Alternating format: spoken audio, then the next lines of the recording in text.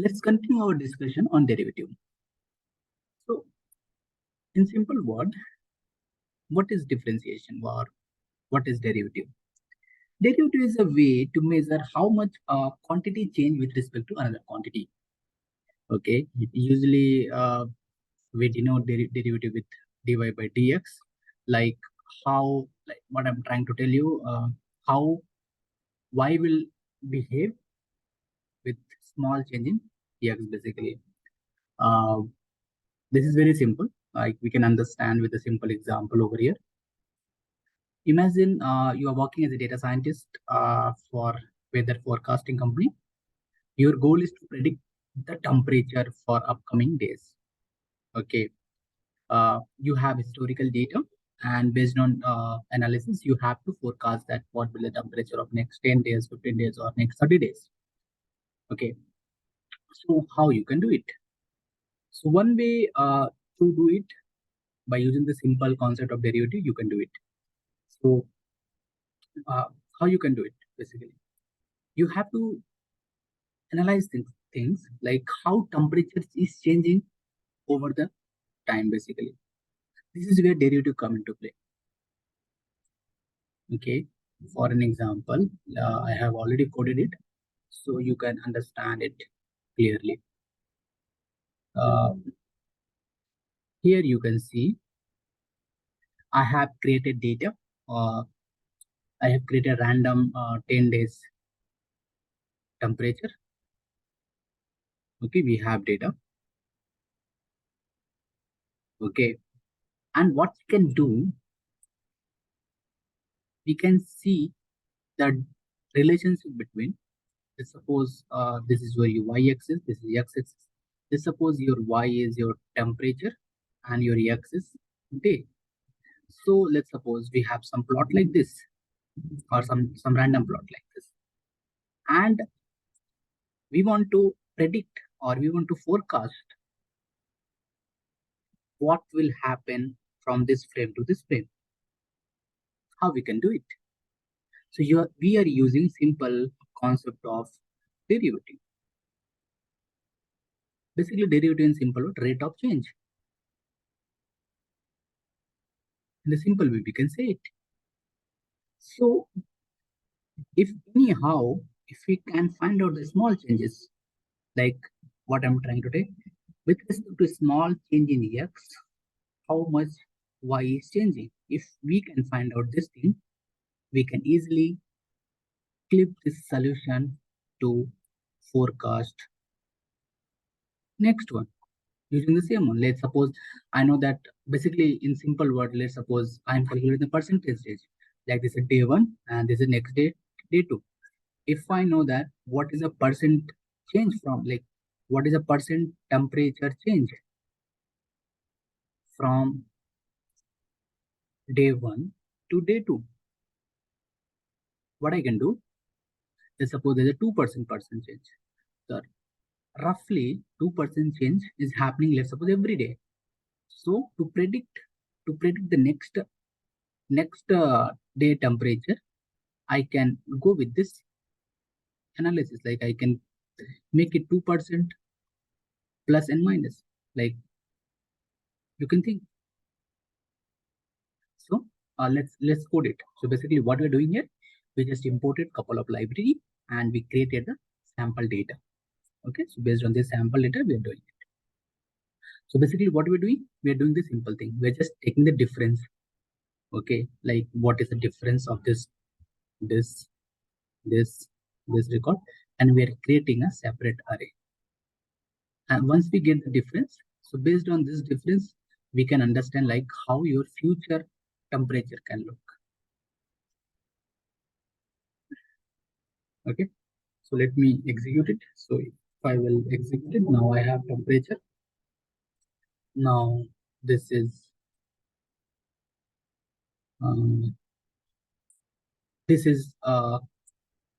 rate of change, and we know that this is a percentage one. So maximum, this is going from this to this. So the first day change, next day, like this is like temperature is every day going up and down. So based on that, At least you know like what is a rate of change basically. Like once x is increasing, how your y is behaving. So that is basically you are studying about derivative. Okay, just to make things clear, mathematically,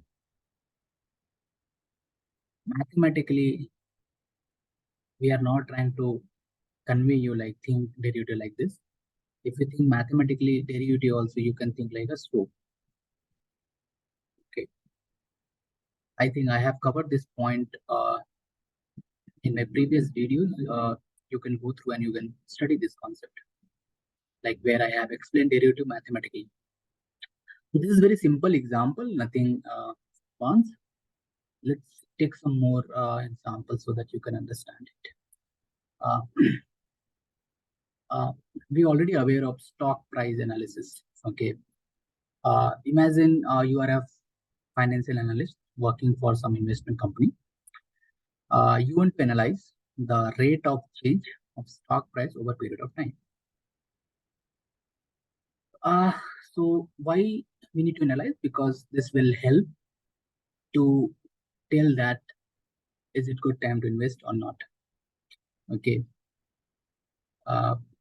It's very simple. What we're doing, we have just generating some random because we don't have any real data, so we're just generating some uh, stock prices, and then we are computing that how this is changing over the period of time, basically. Okay, so we have time and we have a price. So in short, we are just calculating dp by dt, how price is changing over a period of time, basically. So again, the concept of derivative we are using. Okay, this is very simple one, and this example are very simple. I will tell you some real example where you can relate and you can use in a project also.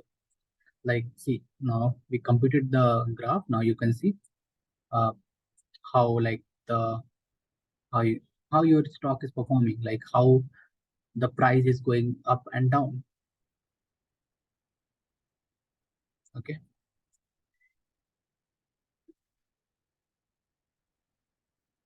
okay, just forget it. So rate of change, if you want to compute it, so you have to make the you have to take difference and then just calculate the just normalize the data and then let me just execute it. So it's a self-explainable, so I'm not explaining it. Like it's very similar to the above example. Now this is a daily percent change in the stock price. So there's lots of calculation. So based on looking on this result, you can decide like when to invest and when to not invest. Basically, when if there is a huge dip, okay, you can see like for an example, if I will explain, like this is like huge drop. Okay, so this period is very risky. Okay, or you can see this is a good time to invest. Okay, or might be this will be the good in time of the invest because something greater than this whenever it's going. Okay, so basically in short, I'm just trying to convey you derivative is nothing, it's a rate of change.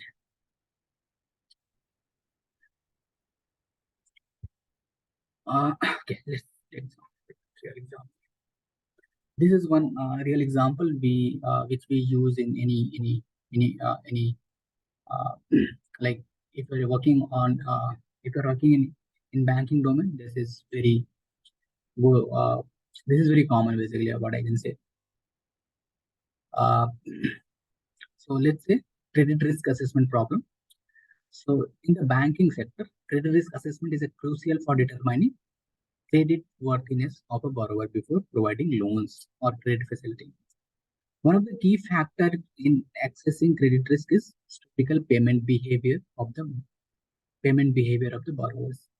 So basically, this is not only one variable by which I can say that my customer is good or not, but this is a one variable which we can use, like how like we have the historical record of the customer, like how he was paying in the last loan, or might be that customer have some external loan. Let's suppose he applied for ABC Bank.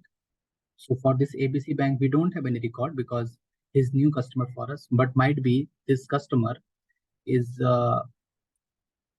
have loans from XYZ Bank. So we have the payment history of this customer. Okay, payment history of this customer from this bank. So we can take this variable and we can analyze this one. And to analyze this thing, we are using the concept of derivative. Using the concept of derivative, we are saying that should we approve his loan or not. So basically, if you get positive derivative value, we'll say, okay, give him loan. If we are getting negative derivative, we'll say no. We are not going to allow you. Okay, so that's I'm trying to explain you. Let's consider a bank evaluating a credit risk of loan based on their past payment history. Okay, for the last few months. Okay, let's suppose we don't have like 20 years data. Let's suppose we have last 1 year data. Okay, so let's suppose we have data like this. Okay, 1 month data, next month data. This basically payment behavior. Okay, like how much he paid, how much he paid, how much he paid, how much he paid. Okay, this thing, let's suppose we have. So this is time series thing, like this is month 1, month 2, month 3, month 4, something like that. Okay, so how we can solve this problem? Like, to understand what I'm saying, that thing like this, there is something called positive and negative. So let's suppose there is a one graph. Okay, if this is something, this is something. So here, if you see, dy by dx will be negative. So if derivative, okay, if you find the differentiation of payment history with respect to time, if you're getting negative value, that means what? Don't allow that customer. Okay, reject his request. But if you're getting positive, okay, if dy by dx is positive, okay, if you take the payment history and if you find out the rate of change of this payment, what I can say, payment uh, change with respect to time, like if time is passing, let's suppose how month 1, how much he paid. So if continuously he is paying some basically this is not a EMI, okay, this is expense his expense also, like every month expense is increasing, or some kind of things, like his payment histories have some positive trend. That means what, he might be good customer for it, but every month his payment is going down or something like that. Okay, so we can say it's negative impact. So how this payment history is changing with respect to time, we are trying to analyze it. And to analyze it, we are using the concept of derivative. So here we have written that if derivative is positive, we'll say that payment are consistently increasing, which is a good positive sign for a credit risk assessment. If the derivative is negative, we'll see it's not correct. Like we are not going to allow him in our system. Basically, we are saying that the applicant's ability to repay the loan is not able to repay it. Okay, so how to do it? It's very simple. So here I have used synthesis data, like artificial data point, but in the real world, when you're working in your projects, you can use your data basically. So let's suppose we have payment history. This is one variable. And with respect to this variable, let's suppose this is a payment history basically of one customer. Okay, remember, this is a behavior of one customer. So let's suppose in your project, if you want to apply it, how you can apply it? So let's suppose you have customer 1, customer 2, customer 3. So for each customer, let's suppose you created one array. Keep all the payment history, keep all the payment history, keep all the payment history, and then create one more column where you can say you are getting positive or negative. Let's suppose you are getting positive, negative. Based on that, and then create one more column. Just say if it is positive, make it good customer or bad customer. Okay. So in your real world, so, okay, so you can do like this. But here, just to explain things, I'm taking one customer example. Let's suppose this is a behavior of one customer. And then what I'm doing, I'm computing the payment change or change in payment amounts. So basically, I'm computing the difference of this, and then basically what I'm doing, I'm creating one more array. So np diff, what it is doing, it is difference of this, and then difference of this, and then difference of this. So this is taking the difference of last one and the next one. See? So he will take, and he will, whatever the difference it will come, it will put over here. Okay, this could be minus, this could be positive. So if something is coming negative, that means what? It is dropping. Okay, so let's continue. So we just created the synthesis point, and we have payment amount. Let's calculate the differentiation. So basically, we just create difference, and then let's execute the code. Okay, so you can see over here the behavior of the customer. So month is increasing, how payment behavior is. So this is going in the positive direction. Okay, in the positive direction. But there is some deflection that is not a big, but ultimately this customer have some increasing behavior. But if you see, okay, we can see that for every month, like if you see here, the derivative will be positive, the derivative will be positive. So wherever you will get the derivative positive, that means what? For that month he is paying like his behavior, like his payment history have some, what we can say, some increasing behavior. Okay, so like we have calculated it for month 2, month 3, month 4. So we have positive, positive, positive. So if you take the quoting system here, so you can say that most of the time customer have the positive trend. Okay, so let's suppose after out of 12 months, 1, 2, 3, 4, 5, 6, 7, 8, 9. So 9 times he was positive. So you can create a score like this, and then you can say it is good customer or bad customer. Okay, so hope you understood. This is one example where we just use a simple how rate of change things can make one variable in your machine learning projects. Okay, so just forget it. Now there is some concept of maxima and minima. I know most of the people knows here, but let me explain what is maxima and minima. If you have one function f of x, okay, let's suppose you have a function f of x, and let's suppose you plot it, okay, and then if I will ask that what will be the maximum, like I'm not talking in mathematics term, I'm just going in the simple word. So find the point where maximum function attains maximum value. So the maximum height will be this, okay. So the point will be some point. Let's suppose this is x and this is y. Some point, let's suppose a, and this point, this is a minimum one, you can say. Okay, let's suppose x equal to b. So basically, this is very important for us. Okay, if you are developing any machine learning algorithm, so optimization problem, okay, where you try to optimize your function, or you are trying to minimize your loss, or maximize your accuracy of the model. So, like whenever there is optimization things, maximum minima concept will come, and how to compute the maximum minima is very simple. I will explain over here. So to find the maximum minima, so let's suppose you have a given function. The very first step, just find out the differentiation of it. Okay, and then find out the critical point. How to find the critical point? Where derivative is going to be 0. Where derivative is going to be 0. So from here you will get the value of x. Okay, and then this is step 1, then step 2, and then to understand like at what point, let's suppose you are getting x value 1. Let's suppose for an example.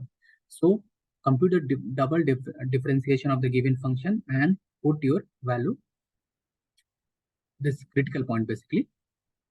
Okay. And then check the condition. What condition? If you are, just let me select different color. Okay. So here the value is in negative. So this is going to be the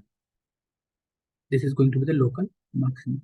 If value is going to positive, this is going to be the minimum. Means what? If you use that point or value in your function, you will get the maximum result. Got my point? Okay. So one application where we use these things like to maximize thing or minimize thing in optimization things. Like if you're already aware of gradient descent concept or some similar concept like this. Okay.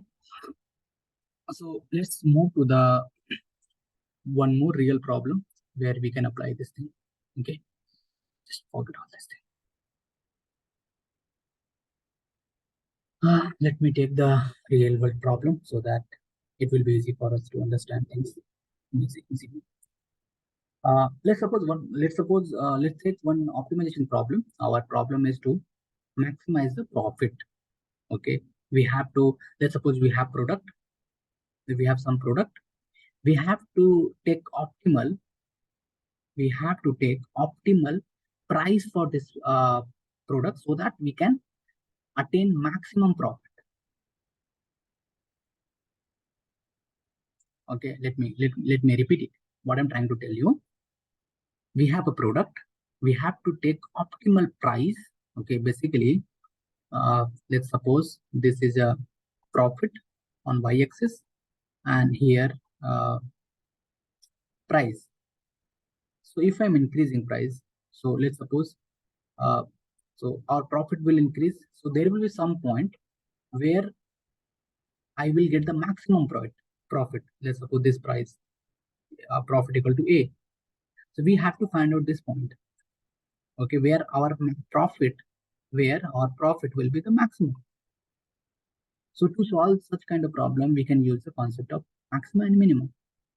Okay, so this problem fall into the category of optimization problem. So like if you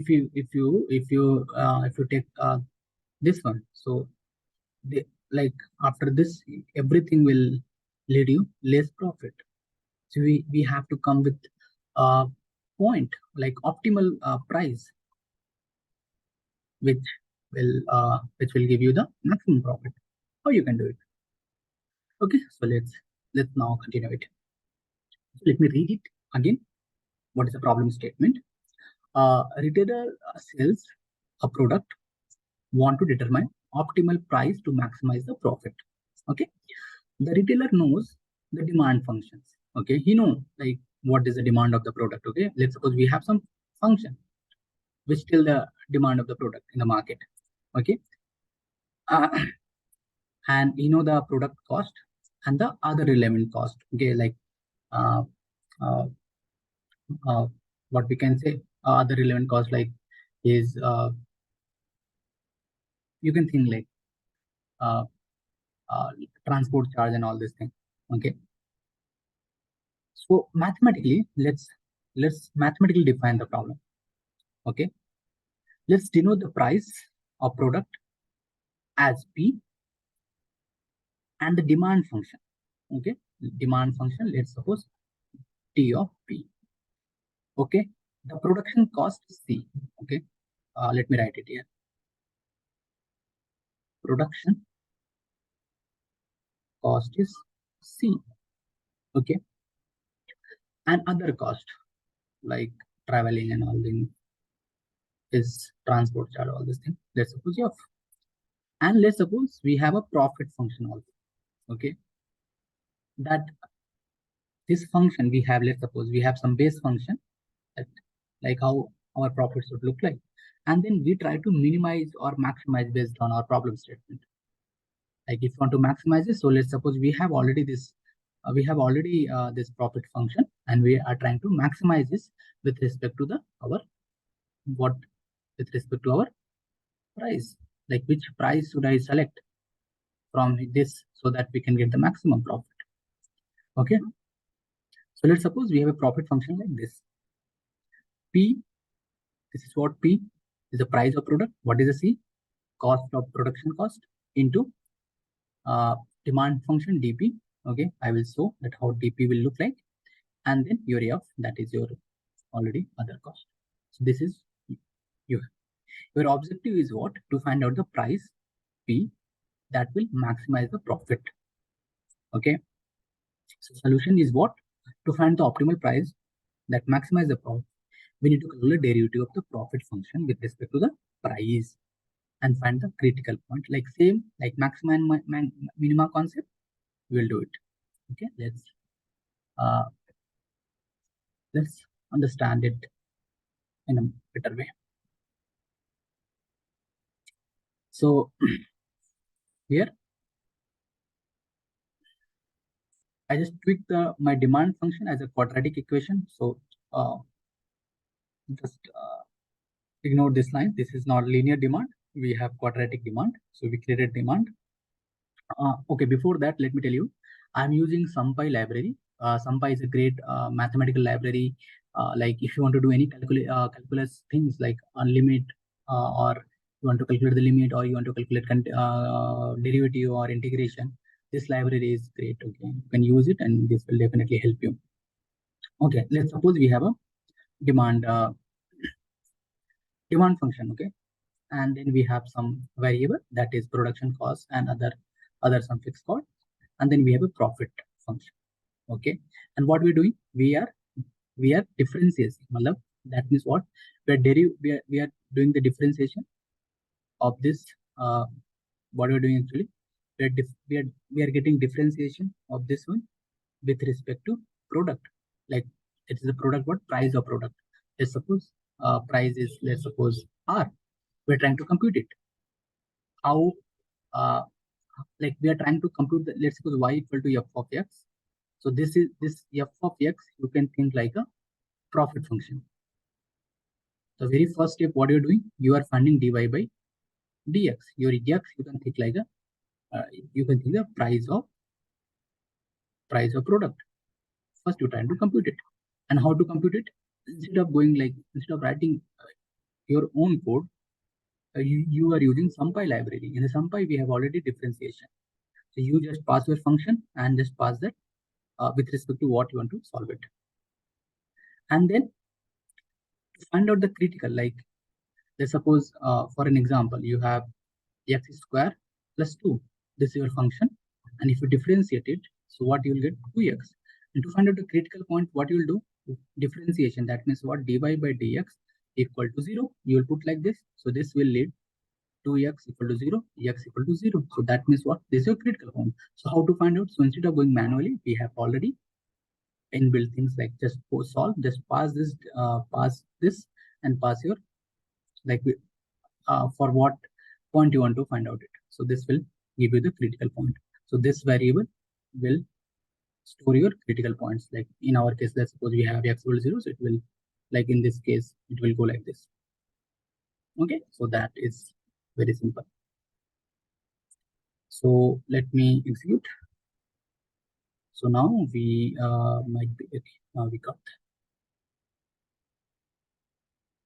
Okay, and then what we are trying to do, we are just finding that a point. Okay, we are just getting the basically we are doing like this. If our profit is changing, sorry, if we are increasing our price of product, then how our profit is changing, that we are storing here. Like we are calling that function. Okay, we are evaluating our uh, price function with respect to the critical point. Once we get it, what we're doing basically, we're finding out the maximum profit. Okay, once we get the maximum profit, so we are trying to find out at what price we got the maximum profit. okay, that we are storing over here. Okay, so hopefully you have got my point. So this function, like this kind of approach, is very useful in the real world scenario.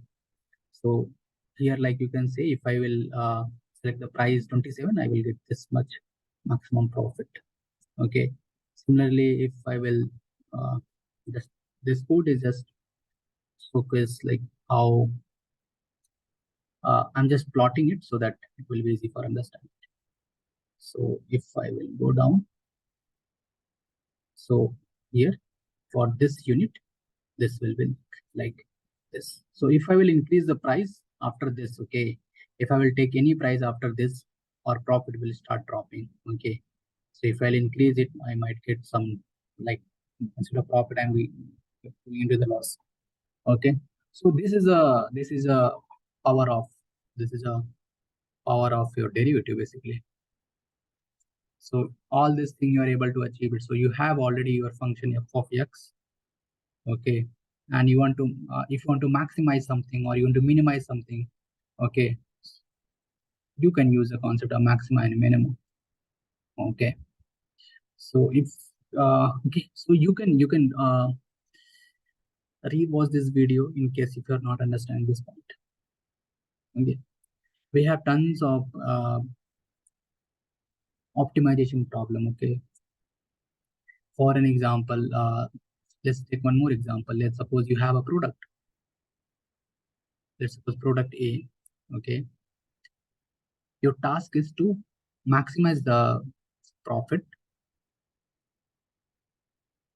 but if you're giving any discount on it,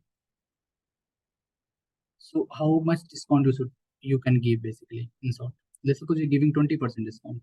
So make sure that your profit is not going to affect. Okay. Let's suppose you are currently your sales is 15,000. Okay, some unit, let's suppose, and you apply 20% discount, and the profit goes down. Okay, 10,000. Then this is not good approach. What we want, if I'm applying some discount on it, make sure that your profit should be more than this one actually. So can we do it? Yes, we can do it. So let's read the problem statement. A retail store want to optimize its sales revenue through a promotional offers. Okay, some promotional offer you want to give. The store has multiple product. Like for an example, I'm taking product A, and they want to determine the optimal discount percent for each product to maximize overall sales revenue. The store is aware the demand function. Okay, like above, like store is already come up with the demand function and the cost structure of each product. Okay, so like they have already the function, like what is demand of the product, they have already all these things. Okay. So mathematically, so once you will get the problem, always convert your problem into mathematical one, so that you can use your concept of calculus and all. Okay, so always read your problem or write your problem. Okay, so if you're talking to stakeholder, just talk and just write your problem somewhere, and then convert those problem statement into the mathematical one. Then it will be easy for you to solve the problem. Okay, so let's denote the let's formulate the problem into the mathematical one. So let's suppose our discount is ranging from 0 to 100, and then we have already demand function that is represented by this, and then like previous one, we have some cost per unit, and then what is the product cost, and what is the objective function basically, that also we need to understand. Actually, the objective function is to find out the optimal discount price percentage, sorry, for each product that maximize the total sales. Okay, this function should we have to increase the total sales. Okay, we have to maximize it. We have to maximize our sales. In order, like we have to take such discount percentage which can increase the sales. Okay, like the it is the same problem as we saw earlier. So how we can do it is very simple. Nothing advanced. Okay, I'm not going to explain each and everything. You can think like we have demand function. Again, I'm taking the quadratic one. and then we have some thing like selling price, what is the cost price, and then I have the revenue one. Okay, this function like total sales, what you call. We have demand function. Okay, now you'll ask that how we will arrive this equation. You can ask this one also. So this is again part of analysis. This is part of analysis, or you have some models also. So might be equation of some model. Okay, so this will be the different model. This will be the again different model. Okay, or this will be the analysis of different model. This is when I'm saying model, it's not necessary that it is a machine learning or deep learning model. It is simple mathematical equation. So you arrived at this point by just doing some analysis on your data, basically data analysis. Okay, similarly, and then what you're doing, just simple one. You're just differentiating, finding the critical point, and then finding that at what like how your function is behaving on the critical point. Like if it is negative, you are saying the maximum, and then positive, then you are saying the minimum. And what the next is you are just printing it. Okay, so giving 25% discount, you will get this much amount. Similarly, I'm plotting it also, so nothing. I'm doing the same thing again and again, so don't be. I'm not plotting. Actually, this is some different example. You can plot it like this. You can use this ever code and you can plot it. Okay, so I hope now you will appreciate the like how mathematics is helping us to solve some problem without using any advanced machine learning algorithm. Okay, so let's end our session today. Bye. Take care.